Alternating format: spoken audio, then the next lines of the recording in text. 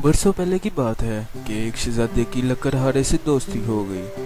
ہوا یوں کہ شہزادہ شکار کے لیے جنگل میں گیا کہ اچانک سامنے سے شیر آ گیا۔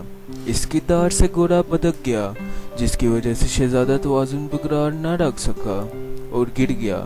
شیر کو بالکل سامنے دیکھتے ہوئے شہزادے فوراً تلوار نکالی اور مقابلے کے لیے تیار ہو گیا۔ شیر اس کی جانب لپکا، شہزادے نے تلوار گھمائی جو شیر کی پسلیوں میں لگ گئی۔ اب زخمی شیر اور بھی خطرناک ہو گیا تھا۔ اس نے شہزادے پر چھلانگ لگائی تو شہزادے کے ہاتھ سے تلوار گر پڑی۔ شہزادے نے خوب مقابلہ کیا مگر پھر درندے سے مقابلہ آسان نہ تھا۔ آخرکار شیر نے اسے گرا دیا۔ شہزادے کی گردن دبوچ تھا۔ اچانک شیر دہڑ کر نیچے کو مڑا۔ کسی نے اس کی کمر میں بڑی زور سے کلہاڑا مارا تھا۔ شیر دوڑا اور جنگل کی طرف بھاگ نکلا۔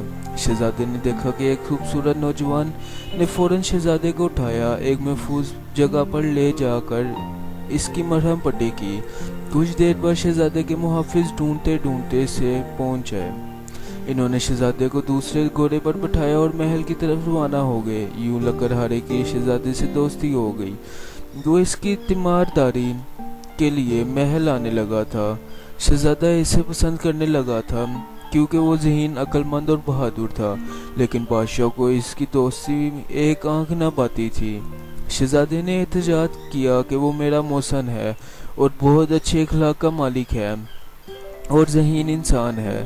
غریب ہونا کوئی جرم نہیں۔ ایسے سمجھدار سے دوستی کا ہاتھ بڑھایا ہے کہ اب مجھے زیب نہیں دیتا کہ میں اس سے تعلق توڑوں۔ بادشاہ نے حکم جاری کیا کہ اسے اور اس کے خاندان کو ملک بدر کر دیا جائے۔ یوں ایک فوجی دستہ لکڑہارے کو بے یاد و مددگار سرحد سے باہر چھوڑ آیا۔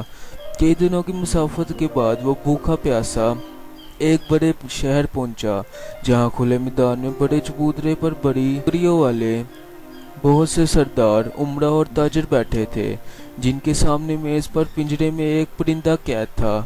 لکڑہارے نے اس بڑے اور عالیشان مجمع کا سبب پوچھا تو معلوم ہوا کہ کل ان کا بادشاہ فوت ہو گیا ہے۔ آج یہاں نئے بادشاہ کا انتخاب ہوگا۔ کچھ لمحوں میں چبوترے پر رکھا پنجرا کھولا جائے گا۔ اس میں بیٹھا پرندہ جس کے کندھے پر بیٹھے گا وہی ہمارا بادشاہ ہوگا۔ لکڑہارا ارسلان یہ دلچسپ منظر دیکھنے لگا۔ قسمت کی خوبی، جب پنجرا کھولا تو پرندے اڑ کر ارسلان کے کندھے پر آن بیٹھا۔ لوگوں نے تالیاں بجائی اور اپنے نئے بادشاہ کو محل لے آئے اور رسومات کی ادائیگی کی۔ شاہد کا تاج ارسلان کے سر پر سجایا گیا۔ یوں محنت و مشقت کرنے والا نیک دل اور بہادر لکڑہارا بادشاہ بن گیا۔ چند روز آرام و سکون کے حالات کا جائزہ لینے کے بعد اس نے مملکت کے معاملات دیکھنے شروع کیے تو معلوم ہوا کہ ملک میں لقانونیت، لوٹ مار، گنڈا گردی اور چوری چکاری عام ہے۔ بے تحاشا کرپشن اور رشوت ستانی کا بازار گرم ہے۔ بااثر ظالموں سے کسی کی جان و مال محفوظ نہیں۔ بادشاہ کے دربار میں روزانہ ہزاروں درخواستیں آتی ہیں مگر راشی داروگہ بادشاہ نہیں پہنچنے دیتا۔ رشوت کے بغیر کوئی کام نہیں ہوتا۔ اس نے اعلان کروایا کہ آج کے بعد رشوت نہیں لے گا۔ اگر معلوم ہوا گیا کہ اس کی سزا پھانسی ہوگی۔ ہر طرف سناٹا چھا گیا مگر لوگ کب باز آنے والے تھے۔ انہوں نے رشوت لینی نہ چھوڑی۔ جس کا پتہ چلتا اسے پھانسی چڑھا دیا جاتا۔ کچھ ہی دنوں میں رشوت لینے اور دینے والوں میں نمایاں کمی دیکھنے میں آئی۔ رشوت کے خاتمے کے بعد ہی گنڈا گردی اور لاقانونیت کا بھی خاتمہ ہو گیا۔ ہر شخص اپنے فرائض اور دوسروں کے حقوق کا خیال کرنے لگا۔ یوں ملک میں اصلاح احوال کی صورت بنی اور تعمیر و ترقی کا نیا دور شروع ہو گیا۔ ریاست کی تعمیر کی شہرت چارسو پھیلی تو ارسلان کو ملک بدر کرنے والے بادشاہ سے ملنے کی خواہش کا اظہار کیا۔ ارسلان نے اپنا دلی اہل لانے کی شرط رکھی۔